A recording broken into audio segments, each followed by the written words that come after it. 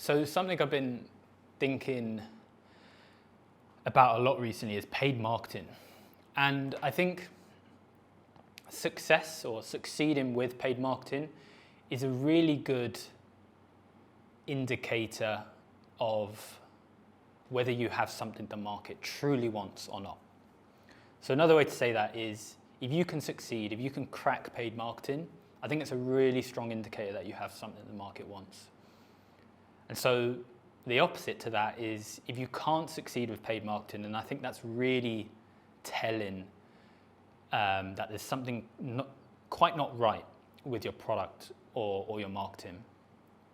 And I think that's quite a bold claim. I think some people will have opposing opinions to that.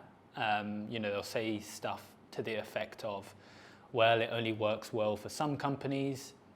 But I think if you scratch beneath the surface of that, they'll say things like pricing or the growth motion, product characteristics, all of that kind of stuff. But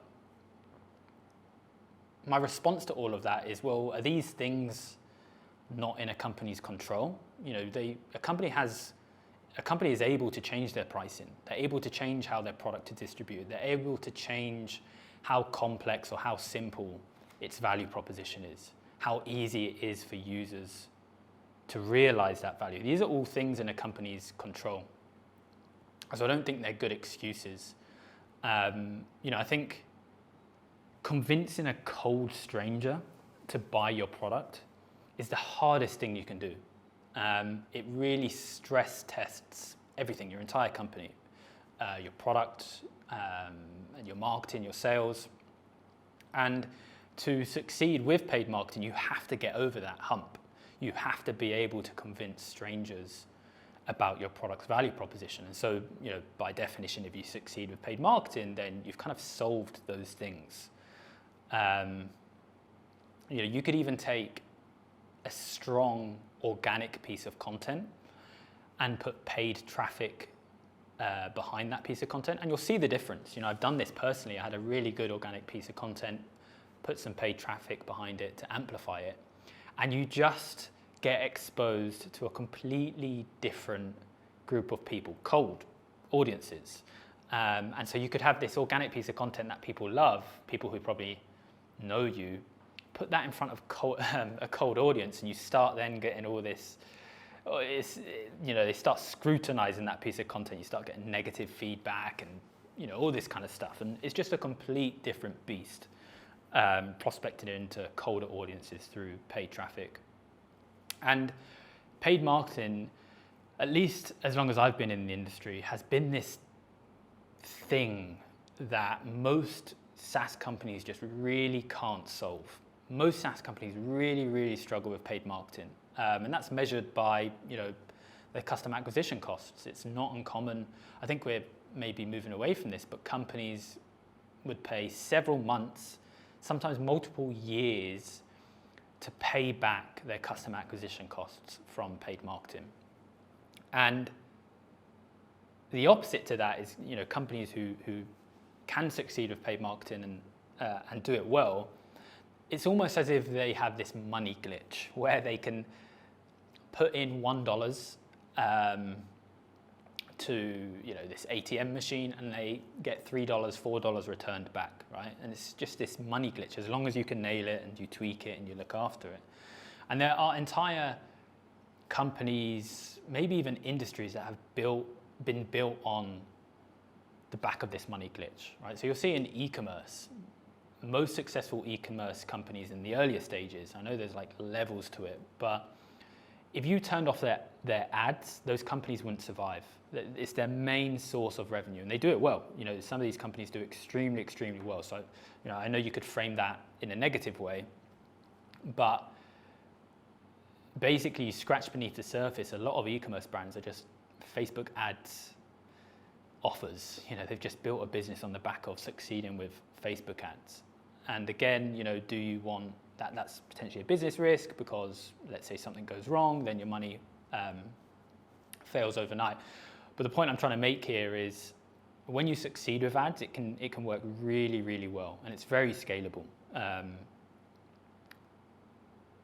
And so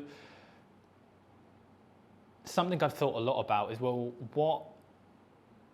what is the difference between startups that can succeed with paid marketing and those who don't? And I put it broadly, very broadly, in no particular order, into sort of 3 buckets.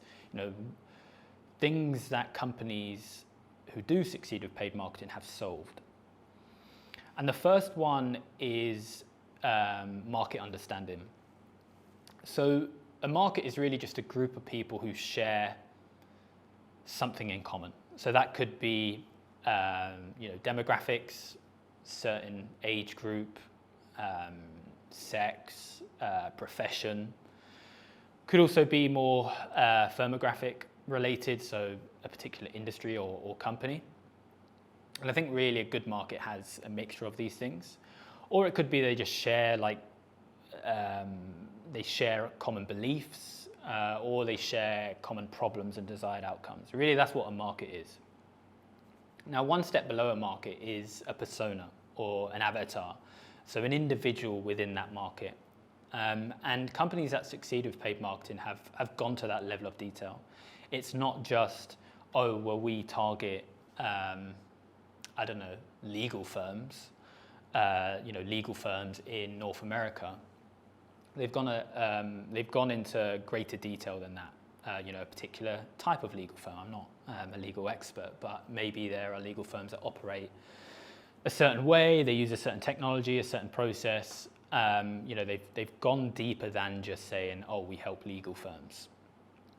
And why that's important is because the clearer you are on those individuals, not the companies, the individuals, then the better solution you can build, which is delivered through your product, and the more potent your value proposition can be, right? If I had a head of marketing stood in front of me and I was speaking to them and I communicated their problems, specifically their problems to them, connected to whatever objectives they were working towards, what was kind of stressing them out on a day-to-day, that's going to resonate a lot deeper if I just talked about, say, go-to-market in an abstract sense, or just, increasing revenue, like these sort of high-level business outcomes. If I could focus specifically on what they care about, then the value proposition is going to, resonate far deeper. So companies have that solved, which brings us on to the next one, is your message. And so your message is really how you link your product's value proposition to the desired outcome of that avatar, that persona. And that might change depending on if you're targeting multiple personas, then you'll need to tweak that because they'll care about different things. And the success of your message really is dependent on your understanding of the market. Like, how can you communicate solutions to people if you don't first deeply understand the problems they have? And when you get this wrong, this is what results in just vague messaging, talking about business outcomes like increase your revenue, increase productivity, which sounds good, but it's not specific enough and it doesn't resonate deeply with the individual. So that's your message. And the next thing is your offer. So an offer can be described in multiple ways, but how I view an offer is it's this combination of multiple variables. So you have your price. Ultimately, when you're in B2B, there's a price associated with products and solutions, and whether you want to be judged on price or not, it is always going to be part of the discussion. An outcome delivered, so a good offer has a specific outcome that is going to be delivered. What do I get out of this if I buy your product? The perceived likelihood of achieving that outcome. So you could just make some outlandish claim like, I will help you do X. But what is the perceived likelihood from the customer's perspective of them actually achieving that outcome, right? And this is where things like social proof come into it, right? Through your marketing, you're making this claim, but have you actually delivered that claim? Have customers actually realized the outcome or the benefit you're talking about? And if you can show proof of that outcome being delivered through social proof, review, testimonials, case studies, customer interviews, then that is going to increase the perceived likelihood of that outcome being achieved, right? And this is why you might see people running like Facebook ads and, selling a course or something and it feels scammy, and it's because they're making this bold claim and they probably haven't from your perspective, the perceived likelihood of that claim being realized is probably quite low. And so it takes them having to show you proof and walk you through case studies and all this kind of stuff to bring down those barriers and actually increase that perceived likelihood. And then finally, I've got here effort. So how much effort is it going to take for somebody to realize that outcome that you're claiming? And this is huge. And in the world of B2B SaaS, to add more flavor to this effort, I think, is considered through things like, okay, well, when I go to your website, can I just try your product right away? Or do I have to book a demo and speak to somebody? That's effort. When I sign up to your product, can I quickly realize the value of it? Or do I need to do all of these extra steps, like wait a few days for my data to connect, and implementation is going to take a few days, or I have to jump on an onboarding call, and how easy is it for me to actually realize the value of your product? All of these things can be can impact your success with paid marketing. This is why I found the sweet spot on paid marketing is companies with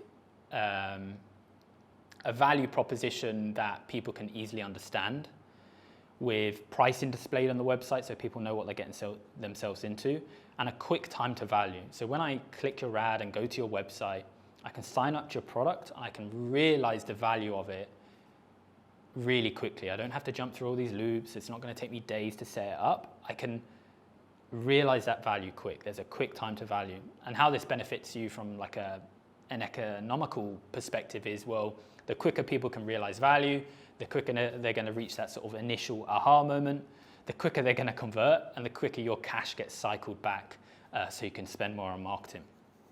So that's how I view offer.